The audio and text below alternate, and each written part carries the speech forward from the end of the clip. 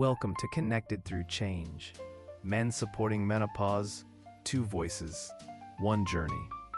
Your host is Russell Betts, author of the international best-selling book, The Good Husband's Guide to Menopause, and founder of the Connected Through Change movement. Each week, you'll hear both the men's and women's perspectives, so you can understand what's really happening beneath the surface and learn how to stay steady, supportive, and connected through one of life's biggest transitions.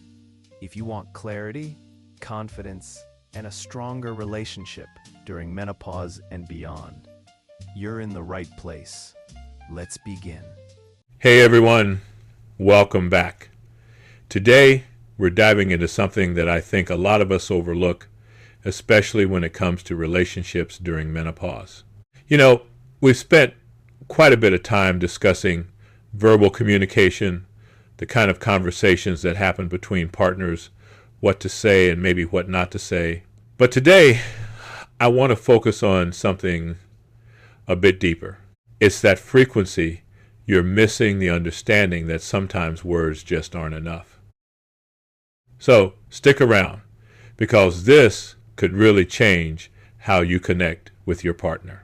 You are sitting across from the person who knows you best, and yet, in this moment, you feel completely untranslatable.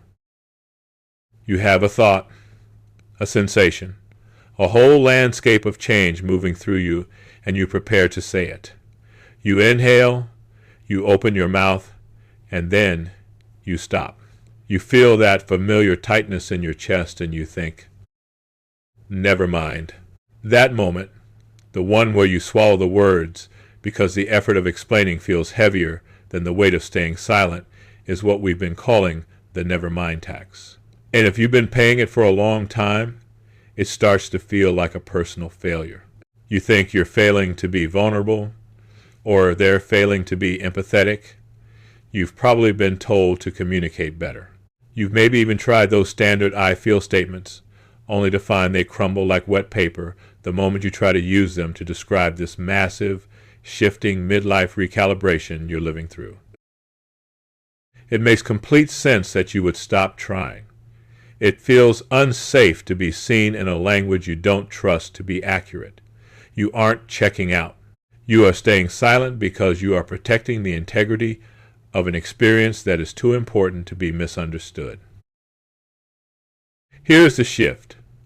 Most of what we call communication problems aren't actually problems with the people. They are problems with the frequency. Imagine two high-end radios. They are both functional. They are both powered on. But one is tuned to a local frequency for the morning news, and the other is trying to receive a complex, high-voltage symphony. The news channel doesn't have the capacity to carry the symphony. The signal is too wide, too deep, and it carries too much information for the equipment. When you try to use basic relational labels to describe a soul-level awakening, you are essentially trying to broadcast a symphony over a news channel. The static you hear, the "I don't get it," and the "why are you being so difficult," isn't a sign of a broken radio. It's a sign that the signal has outgrown the channel. We have been taught that communication is about effort. If we just try harder, use more words, or stay in the room longer, we'll eventually be understood. But effort without precision just creates more static. What if you stopped trying to talk and started trying to name? Relational safety precedes speech. No wonder it feels like there is a ghost in the room. You aren't lacking the will to connect. You are lacking the infrastructure of connection.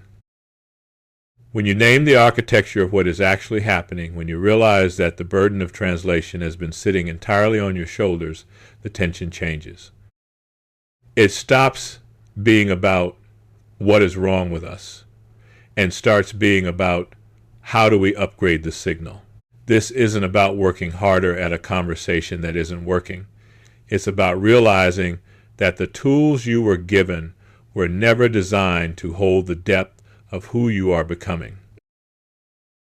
What you called a failure of love was actually a capacity threshold. You simply reached the limit of the language you had. As we move forward, I want you to sit with one specific realization. What you are feeling is not a crisis of connection. It is the weight of an experience that has outgrown your vocabulary. Thanks for joining us on Connected Through Change. Remember, it takes two voices to walk one journey, and you don't have to navigate this alone. To go deeper, grab Russell's international best-selling book, The Good Husband's Guide to Menopause. Explore the weekly blog or take the Communication Clarity Assessment at connectedthroughchange.com. Stay steady, stay connected, and I'll see you in the next episode.